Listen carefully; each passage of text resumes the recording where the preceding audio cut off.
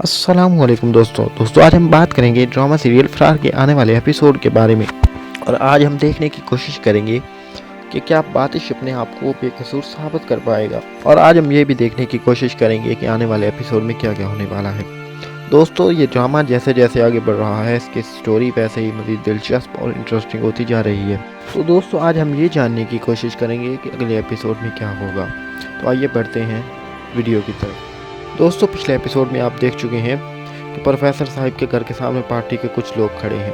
दोस्तों वो लोग हमदानी साहब के घर पर इसलिए नजर रख रहे हैं कि वो जानते हैं कि बातिश यहाँ ज़रूर आएगा, और वो इसलिए भी हमदानी साहब के घर पर नज़र रखे हुए हैं। वो ये देखना चाहते हैं कि हमदानी साहब की बेटी कोई ऐसा एक्शन ना ले जिससे वो लोग पकड़े जाएं। दोस्तों अगले एपिसोड में आप देखेंगे कि सादिया की मुश्किलात मज़ीद बढ़ चुकी हैं, क्योंकि उन्हें लगता है कि उसने पुलिस को बुलाया है और पुलिस इन्वेस्टिगेट करेगी और वो लोग पकड़े जाएंगे। दूसरी तरफ बातिश का बार बार उसके घर आना भी उसके लिए एक मुसीबत का बायस बन सकता है, क्योंकि वो लोग बातिश की जान के दुश्मन बन चुके हैं। इसलिए हो सकता है कि वो साथियों को भी नुकसान पहुंचाने की कोशिश करें।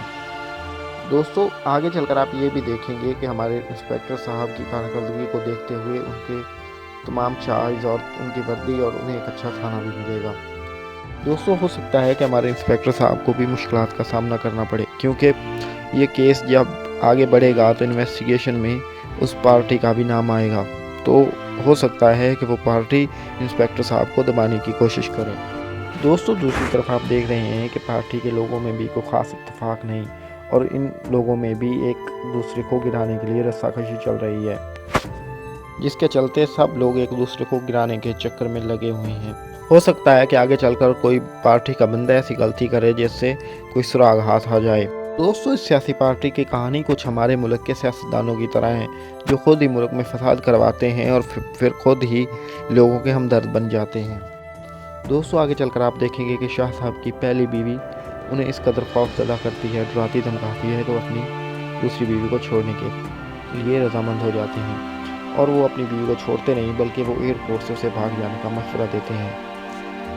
जब इस बात का पता शाह साहब की पहली बीवी को चलता है तो वो उनके पीछे लग जाती है और उन्हें मारने की कोशिश करती है। दोस्तों वो इसके डर से मुल्क छोड़ने की कोशिश तो करेगी, लेकिन ये वो लोग उसे बख्शेंगे नहीं, क्योंकि उसके नाम बहुत ज़्यादा दौलत और बहुत ज़्यादा प्रॉपर्टी है, जिसके चलते ये लोग उसे मार कर उसे हासिल करने की कोशिश करेंगे, और ये लोग शाह साहब को भी मार देंगे।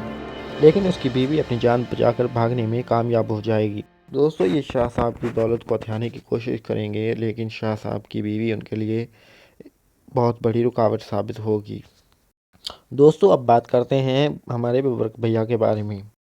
दोस्तों आगे चलकर आप देखेंगे कि बबरक अपनी कज़न को मोबाइल देने की कोशिश करेगा, और वो मोबाइल उसका बाप पकड़ लेगा और वो उनकी तमाम बातें सुन लेगा, जिसके चलते वो लोग बहुत बड़ा हंगामा क्रिएट करेंगे और वो लोग बहुत बड़ा सीन बनाने की कोशिश करेंगे। उसके बाद वो लोग बहाना बनाकर बबरक को रिश्ता देने से इनकार कर देंगे, जिससे इन दोनों ख़ानदानों में नफ़रत की एक नई जंग शुरू हो जाएगी। दोस्तों आप देखेंगे कि बबरक अरमी मंगेतर को लेकर भाग गया, जिसके बाद इन दोनों ख़ानदानों में दुश्मनी की एक नई जंग शुरू होगी और ये लोग एक दूसरे के खून के प्यासे हो जाएंगे।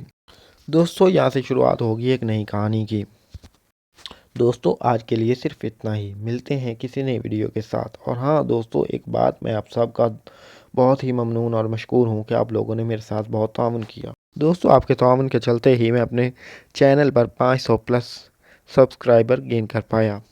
दोस्तों अब मिलते हैं किसी नई वीडियो के साथ। मुझे रखिएगा अपनी दुआ में, याद रखिएगा अपने और अपने प्यारों का ढेर सारा ख्याल। अल्लाह निगहबान।